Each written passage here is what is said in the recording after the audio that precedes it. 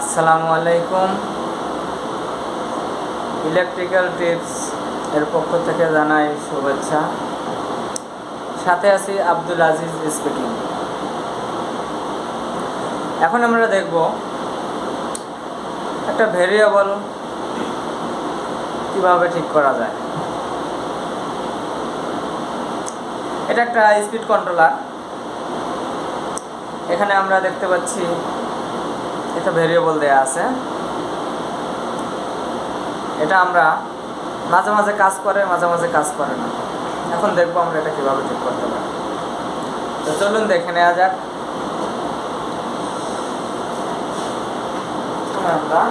প্রথমে আমরা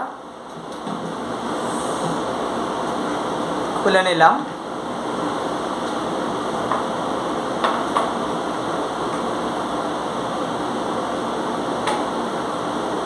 এই যে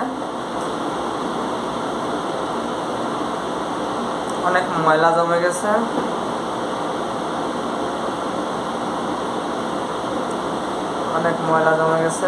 এখন আমরা একটু কন্টাক্ট ক্লিনার মেরে নেব।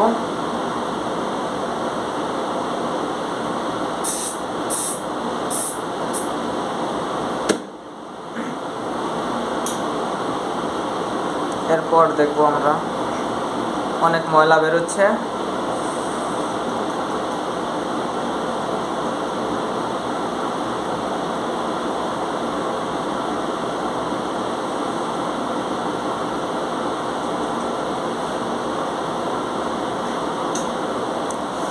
তো বন্ধুরা, এভাবে আমরা একটা ভেরিয়েবল ঠিক করতে পারি।